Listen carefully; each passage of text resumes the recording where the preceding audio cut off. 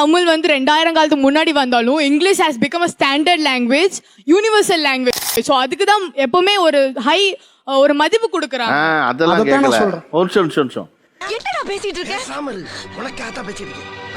அவர் பொதுவாக ஒரு குற்றச்சாட்டு வைக்கிறாங்க, புரிஞ்சுங்க. லிசன், அவர் என்ன சொல்றாரு, எனக்கு இங்கிலீஷ் தெரியுங்கிறதுக்காக ஒரு சீன் போடுறாங்க. பொதுவாக இங்கிலீஷ் பேசுறவங்க எல்லாரும் தேவையில்லாத இடத்துல கூட அதை வந்து பயன்படுத்துறாங்க.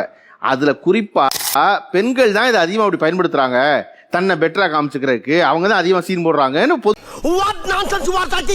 இவர் சொல்லல.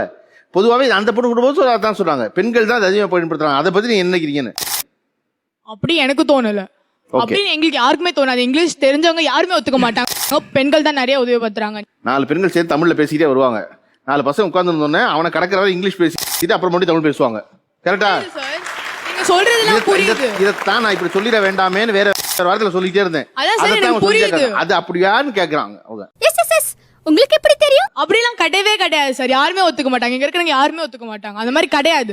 இப்போ ஸ்கூல்ல நீங்க ஸ்டார்ட் பண்ணிட்டீங்க இங்கிலீஷ்ல பேசனா, ஒரு 12 இயர்ஸா யூ கம்ப்ளீட்டிங் யுவர் ஸ்கூலிங்னா ஃபுல்லா இங்கிலீஷ்ல பேச தான் வரீங்க.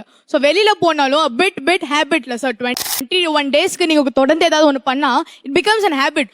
12 years விளக்கம்லாம் நல்லா தான் இருக்கு. you be talking in English, communicating in English now, it will become a habit, sir. So you'll feel pride to speak, like proud to speak outside. இங்கிலீஷ்ல பேசினா ஒரு தனி லுக் கிடைக்கும் சார். மாட்டிக்கிட்ட பங்கு. அதைத்தான் சொல்றாங்க மேடம், ரொம்ப நேரமா அவங்களும் இங்கிலீஷ்ல பேசினா தனி லுக் இருக்குன்னு சொல்றீங்கல்ல மேடம், அதைத்தான் மேடம் சொல்றாங்க அவங்க.